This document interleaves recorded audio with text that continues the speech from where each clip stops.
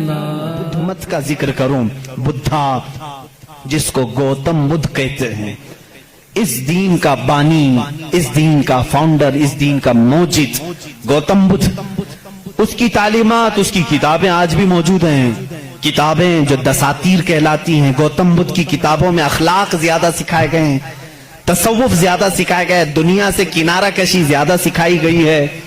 जैसे आज भी गौतम बुद्ध के मानने वाले ये कहते हैं, ईसाइयों में जिस तरह फिरके हुए, इसी तरह बुद्ध मत में भी फिरके हुए।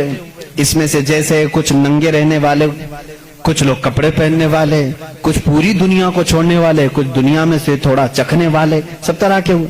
लेकिन गौतम बुद्ध की जो तालीमात थी वो दुनिया से किनारा कशी के लिए थी। गौतम बुद्ध दुनिया का एक बड़ा, उस जमाने में पैरोकार जिसके रहे हों, ऐसा शख्स था। अब उसकी एक किताब जो उसके एक शागिर्द ने लिखी है, उसकी तालीमात को जमा किया है, जिसको कहते हैं चकावती सनन्ना, ये किताब है। उस किताब में गौतम बुद्ध तालीम दे रहा है, कहता है कि ऐ मेरे चाहने वालों, ऐ मेरे मुरीदों, ऐ मेरे शागिर्दों, सुनो मैं तुम्हें एक बड़ी बात बताता हूं। कहा मैं एक ही बुद्धा नहीं हूं, दुनिया में एक बहुत बड़ा बुद्धा आएगा। बुद्धा कहते हैं पाकीज़ा और मुकद्दस आदमी को, मुकद्दस आदमी को बुद्धा उस जुबान में कहा जाता है। एक और एक बड़ा बुद्धा आएगा और वो तबलीग करेगा। उसकी तबलीग शुरू में भी उरूज पर होगी और जब फैलेगी तो हजारों की तादाद में होगी। उसने कहा जिस तरह मेरे शागिर्द सैकड़ों में हैं, उसके शागिर्द लाखों में होंगे। बुद्धा ने कहा गौतम बुद्ध ईसा अलैहिस्सलाम से भी 700 साल पहले का है। 700 साल पहले ईसा अलैहिस्सलाम से, मैं तो ईसा अलैहिस्सलाम का जिक्र कर चुका अभी।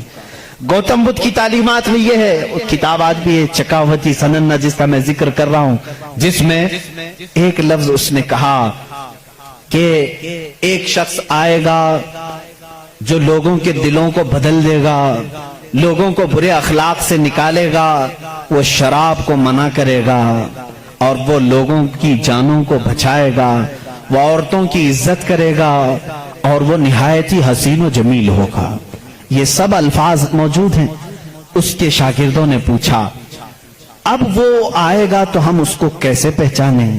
उसने भी एक लफ्ज कहा, उसने कहा वो मैत्रिया होगा।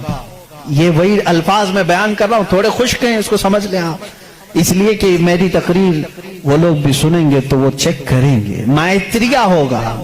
गौतम बुद्ध कहता है वो आएगा, वो उसको मैत्रिया कहेंगे, मैत्रिया कहेंगे। मैत्रिया का अब लफ्ज का तर्जुमा निकालना पड़ेगा कि क्या है ये, हकीकत में इसका माना क्या है। मैत्रिया का जब अरबी में ट्रांसलेट किया गया तो उसको कहा गया रहमतुल लिल आलमीन। उसने कहा उसको कहा जाएगा मैत्रिया। मैत्री का मतलब हुआ सारे जहानों के लिए जो रहमत होगा। मुझे बताओ मेरे अजीजों, सारे जहानों के लिए रहमत मेरे नबी के अलावा कौन बनकर आया? कुरान कहता वमा अरसलनाका इल्ला रहमतल लिल आलमीन, ए महबूब हमने आपको सारे जहानों के लिए रहमत बना करके भेजा है। गौतम बुद्ध ने फिर जो निशानियां बताई वो हैरत की हैं, हैरत की हैं। उसका एक खादिम था अनंदा नाम से, उस खादिम को लेकर के वो हमेशा चलता था और उसकी वो बड़ी हिफाजत करता था अनंदा। और श्रीलंका की जमीन पर या किसी और इलाके में उसने, अनंदा ने पूछा कि तुम जिस मैत्रिया का जिक्र करते हो कि एक बड़ा बुद्धा आएगा, उसकी कुछ निशानियां भी तो बताओ। तो उसने कहा गौतम बुद्ध ने कि मुझे जहां तक मालूम होता है जिस तरह तू मेरा अनंदा है, इसी तरह वो मैत्रिया का भी एक खादिम होगा जो उसे कंधों पर बिठा करके एक गार तक ले जाएगा। और दूसरे कुछ अल्फाज में उसकी तशरीह बाज लोगों ने कहा वो हजरत अनस रज़ियल्लाहु ताला अन्हु जो हुजूर सल्लल्लाहु अलैहि वसल्लम के खादिम थे, हमेशा हुजूर के साथ रहते थे, हर जंग में हुजूर के साथ थे, डिफेंस के लिए रहते थे हजरत अनस रज़ियल्लाहु ताला। बहरहाल उसने फिर पूछा अनंदा ने गौतम बुद्ध से कि बुद्धा उसकी और कुछ निशानियां बताओ कि जब वो आएगा तो कैसा होगा। तो उसने कहा कि वो पैदा होगा तो सुबह हो रही होगी, وہ پیدا ہو رہا ہوگا، صبح ہو رہی ہوگی، جس سہانی گھڑی چمکا طیبہ کا چاند۔ میرا نبی کس وقت دنیا میں آیا ہے؟ صبح صادق کے وقت ہے، جب صبح سورج ابھی طلوع نہیں ہوتا، جو نماز فجر کا وقت ہو رہا ہوتا ہے، اسی صبح صادق میں میرے آقا کی جلوہ گری ہوئی ہے۔ یہ ان کی کتابوں سے۔ میں پہلے اب یہاں پر ایک بات اس کو واضح کر دوں، سپشٹ کر دوں اس چیز کو ان کی زبان میں، کہ ہمیں ہماری نبی کو پہچاننے کے لیے کسی دوسرے دین کی ضرورت نہیں۔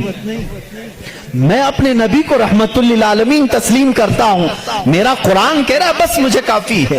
میں تو تم سے کہہ رہا ہوں، ان لوگوں سے جس کو تم مقدس مانتے ہو، چلو ہم انہی کو اٹھا کر تمہیں بتائیں۔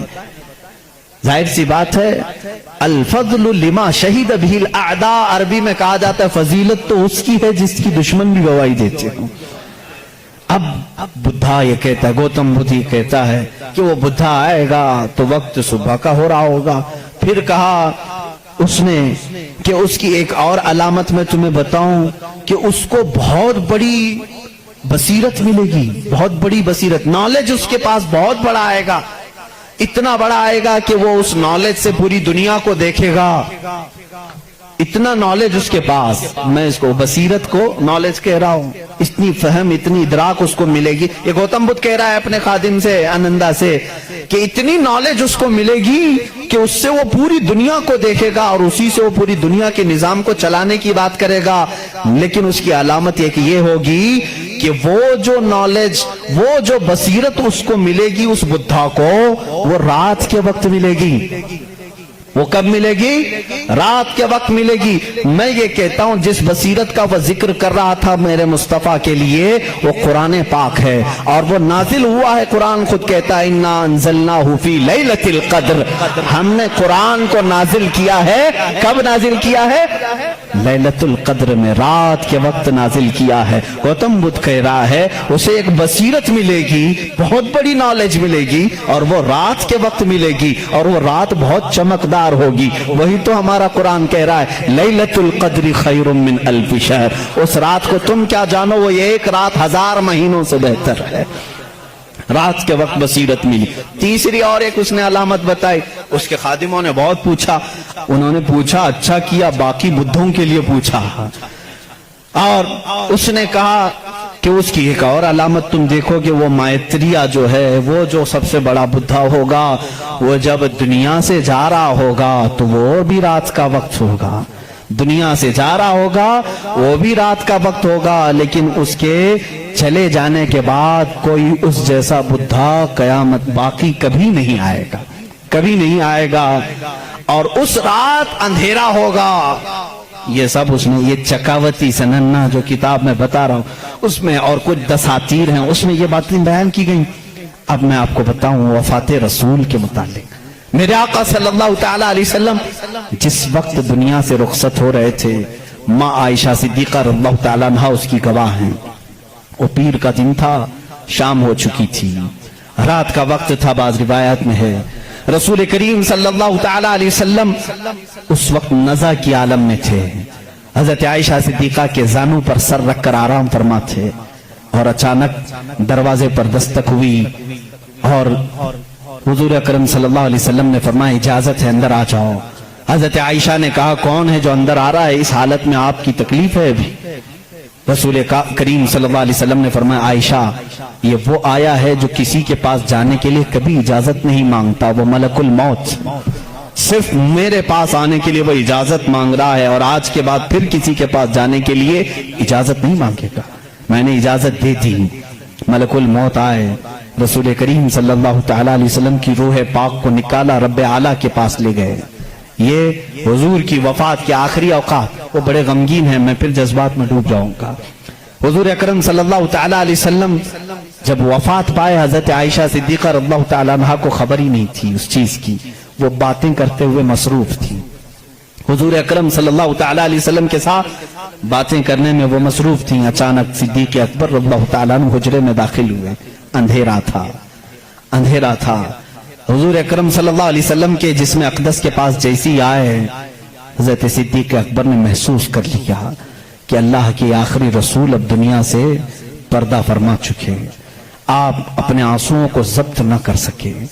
آپ نے انا للہ پڑھا اور سیدھے میرے آقا کے ماتھے کو بوسہ دیا، اور اس کے بعد روتی ہوئی آنکھوں سے صدیق اکبر نے کہا واللہ لن یجمع الموتین،